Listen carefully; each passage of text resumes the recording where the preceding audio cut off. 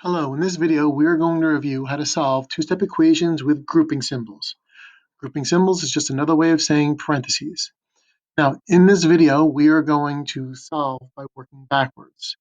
Once you get to equations that are larger than one step, there's more than one way that is correct in solving them.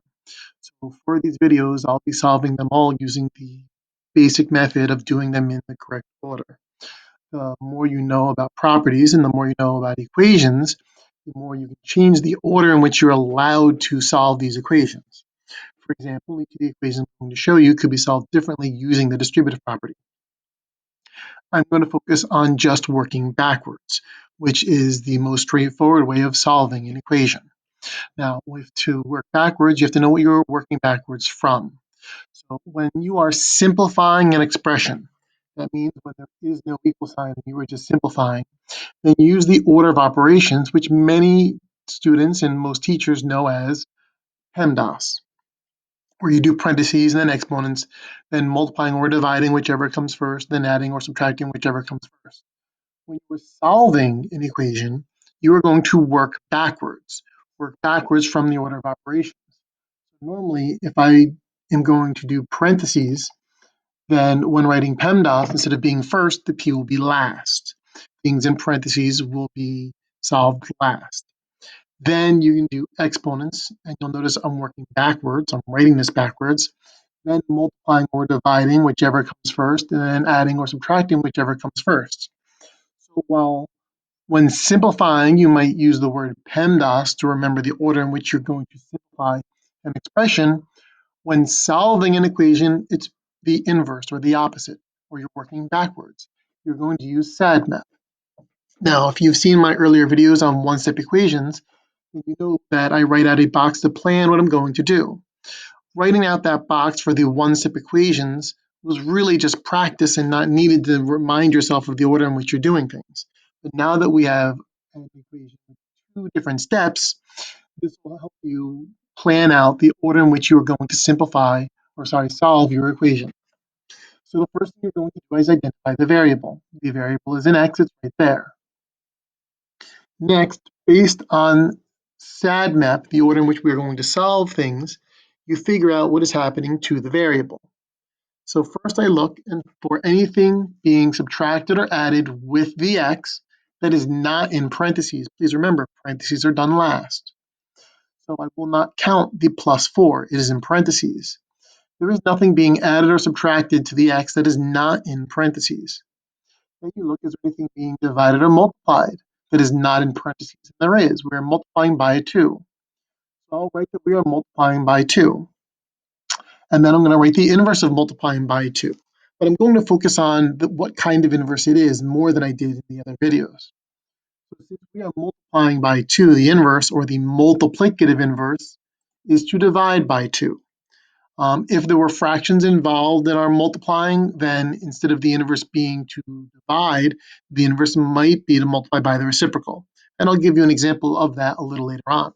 But for now, since we are multiplying by 2 and there are no fractions involved, then the inverse is to just divide by 2. Then I look and see, are there any exponents? There will not be any exponents in this video. We are not doing problems that are that level. Then lastly, is there anything in parentheses? Why, yes, there is a +4 in parentheses. So I will write that there is a +4. The additive inverse is adding a -4. And this is my plan on how we're going to solve this equation. So first, whenever I do a multiplicative inverse, I'm going to rewrite my equation. The 2 times the parentheses, I'll bring my equal sign straight down, and then the 18 on the right side of the equation. And the inverse of multiplying by 2 is to divide by 2. On the left, I will divide by 2. And then there's a property called the equality property of division, which says if you divide by 2 on the left, you must divide by 2 on the right. You have lines there to show division. If you have me in class, you'll hear me say all the time, whatever you do to one side, you have to do to the other. So since we're dividing by 2 on the left, you must divide by 2 on the right. On the left side, the 2's are inverses. They will cancel out. It's what they do. And you'll be left with what's in parentheses.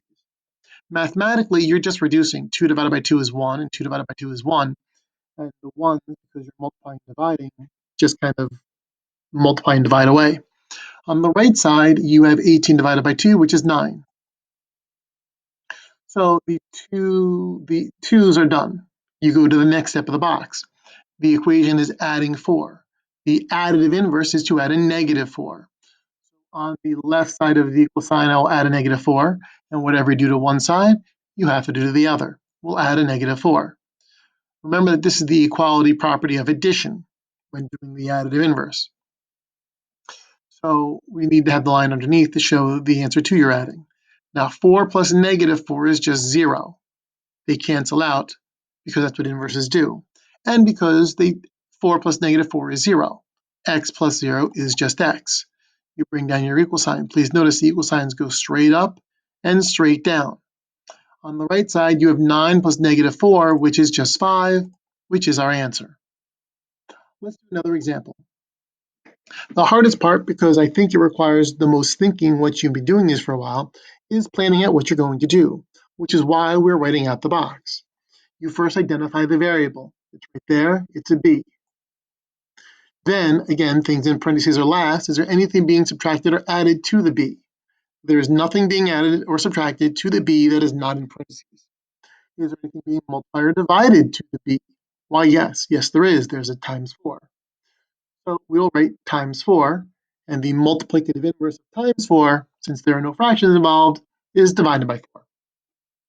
Then, are there any exponents? No, and there will not be at the level this video is teaching. And lastly, is there anything inside of parentheses with the variable? Why, yes, there is. There's a plus 5 with the variable. So it is a plus 5, and the additive inverse would be negative 5. And this box plans out how we're going to solve this equation. So our first thing we're going to do is a multiplicative inverse, divide by 4. Whenever doing a multiplicative inverse, you really should rewrite the equation. Negative 4 times, sorry, it's just 4. 4 times the parentheses, the equal sign comes straight down. On the right side, you have a negative 12. On the left, we will do the inverse, which is divide by our 4. And on the left, the 4's will cancel out. 4 divided by 4 is 1. 1 times the parentheses gives you what's in the parentheses. And then whatever you do on one side, you have to do the other. If you divide by 4 on the left, you must divide by 4 on the right. That is the equality property of division. And you need to have the equal sign there because it is the equality property. Then you have 12 divided by 4 is 3. The signs are different, so it's negative 3. Now that we've done our multiplicative inverse, we do the next step, which is the additive inverse. We will add negative 5 to both sides. You bring your equal sign straight down, and on the, well, I should have done the left side first. On the left, you do the negative 5 underneath the positive 5, and they will cancel out. And then whatever you do to one side, you have to do the other. So on the right, we'll also add a negative 5. And then our equal sign again comes straight down, and on the left, you inverses cancel out. It's what they do. You have negative 5 plus positive 5, that's 0. 0 plus b is just b. On the right side, you have negative 3 plus negative 5, that is negative 8, and that is the answer to this equation. I'm going to do one more equation because I want you to see what happens when the multiplicative, or the thing you're multiplying with, is a fraction, and when your multiplicative inverse is not just dividing. Remember, multiplicative just means multiplying, and inverse just means the opposite. So it is easy, I hope, to see that the opposite of multiplying by 2 is dividing by 2. The opposite of multiplying by 4 is dividing by 4. When we go to solve problem number 3, there is a fraction involved for your multiplying. So once again, when solving, you work backwards. Backwards in this case, or the inverse of what you would normally do, is the order of operations backwards. Parentheses are last, then exponents are next to last. Then anything being multiplied or divided, and then anything being subtracted or added are actually done first when solving. So we're going to identify our variable. It's an n. What is happening to the n? Well, is there anything being subtracted or added that is not in parentheses? There is not. The thing being added is in parentheses. Is there anything being divided or multiplied that is not in parentheses? Well, yes, we're multiplying by 2 over 3. And the multiplicative inverse of multiplying by 2 over 3 is not to divide by 2 over 3 because you have not learned to actually divide with fractions. You have learned that whenever you were divided by fractions, you would multiply by the reciprocal. So the multiplicative inverse, multiplying opposite of multiplying by 2/3, is to multiply by 3/2. So your multiplicative inverse, if there's no fractions involved, is just divide by the same number. But if there are fractions involved, you multiply by the reciprocal. So the inverse of multiplying by 2/3 is to multiply by 3/2. Then check, are there any exponents? No, there are no exponents in this video. And then, is there anything in parentheses? Well, yes, there's a +6 in the parentheses adding to the n. So you'll write +6, and the additive inverse is always the opposite number. In this case, that'd be a -6. To solve this equation, this is our plan. Whenever doing the multiplicative inverse, you should rewrite your entire equation. I'm going to put the 14/1 because we are dealing with fractions now. Then we'll do the multiplicative inverse, multiplying by 3/2, so that the multiplicative inverses will cancel out. I'm going to rewrite this before doing all my crossing of stuff out so that you can still see the original when I'm done. On the left side of the equation, sorry, ignore that for a second. On the left side of the equation, the 3/2 and 2/3 will cancel out. The 3's cross cancel and the 2's cross cancel. You could also think of it just multiplying them. 3 times 2 is 6 and 2 times 3 is 6. 6/6 is just 1. No matter what method you use, the inverses are going to cancel out because they equal 1. And 1 times the parentheses is just what's in the parentheses. N plus 6 is on the left. On the right side, we're multiplying fractions, and when multiplying fractions, if you can cross cancel, you should. 2 divided by 2 and 14 divided by 2. 2 divided by 2 is 1, and 14 divided by 2 is 7. Then you multiply your numerators, 7 times 3 to get your numerator. You multiply your denominators, 1 times 1 to get 1, your denominator. But whenever the denominator is a 1, you don't have to write it. For example, the denominator of 14 was a 1, but we didn't bother writing it until we had to multiply by fractions.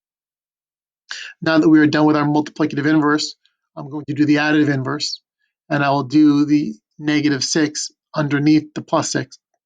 So the inverse of +6 is -6. And they will cancel out because 6 plus -6 is 0.